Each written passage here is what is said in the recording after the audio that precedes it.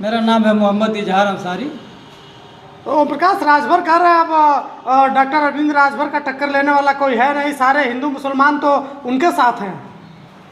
साथियों, मैं माननीय ओम प्रकाश राजभर जी से ये पूछना चाहूँगा कि पूरे घोसी लोकसभा में किसी एक मुसलमान का नाम बता दें जो उनके साथ हो।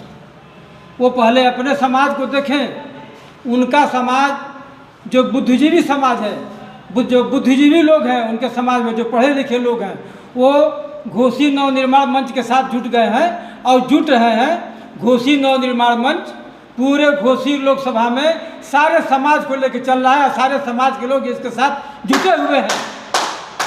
ओम प्रकाश राजभर जी, उन्हीं का समाज उससे सवाल पूछ रहा है। तमाम लोग, हम लोग जब गांव में जाते हैं, गांव में घूमते हैं, तो तमाम पढ़ा लिखा तबका, पढ़ा लिखा समाज, जो राजभर समाज का जो पढ़ा लिखा व्यक्ति है, वो पूछता है कि अगर उनको टिकटें मिला था, एक टिकट, तो किसी दूसरे राजभर को दिए होते।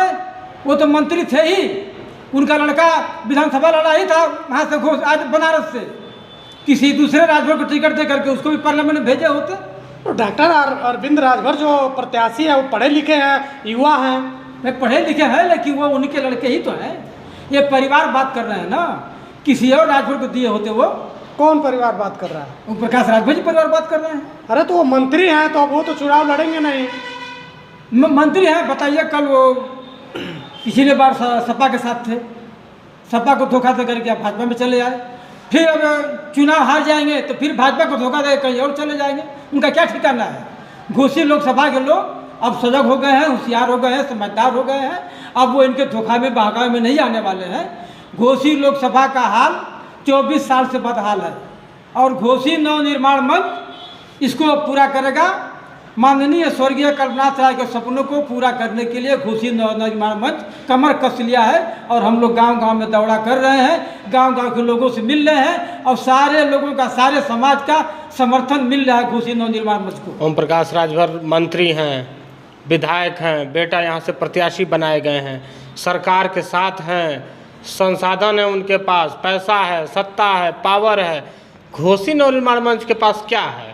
देखिए, जब जनता जाग जाती है ना, घोसी नवनिर्माण मंच के साथ घोसी लोकसभा की जनता है और उनकी सारी ताकत, पूरा सरकारी अमला। आपने देखा होगा इमरजेंसी में इंदिरा गांधी जैसी ताकतवर नेता को धूल चाटना पड़ा था, तो ये ओम प्रकाश राजभर जी में क्या है? अभी देखे नहीं, अभी ओम प्रकाश राजभर जी और पूरी भाजपा की सरकार उत्तर प्रदेश की घोसी में धूल चाट के गई है। यहाँ पर अब क्षेत्रीय मुद्दा है और हमारे लोग, यहाँ के लोग घोसी नवनिर्माण मंच के साथ हैं। अब ये किसी ओम प्रकाश राजभर के बहकावे में या किसी के बहकावे में आने वाले नहीं है और हमारे साथ जनता है। घोसी नवनिर्माण की सबसे बड़ी ताकत है यहाँ की जनता और सारे समाज के लोग। जनता बढ़ जाती है, जनता जातियों में बढ़ती है। जनता नहीं बढ़ने वाली। चुनाव आएगा तो लोग बदलते हैं। मैं आप क्या करिएगा जनता को बटोरने के लिए? घोसी नवनिर्माण मंच क्या कर लेगा?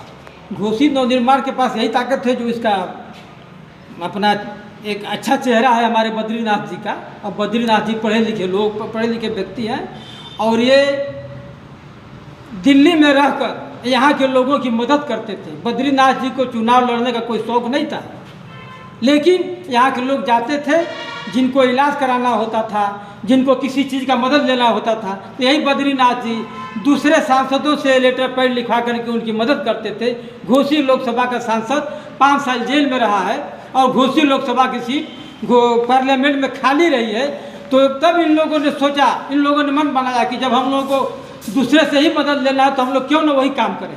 और ये जब से आए हैं तो लोगों का प्यार इनको मिल रहा है, भरपूर मिल रहा है और ये लोग, घोसी लोकसभा की जनता इनके साथ कदम से कदम मिलाकर चल रही है और ये अब किसी के बहकावे में आने वाली नहीं है।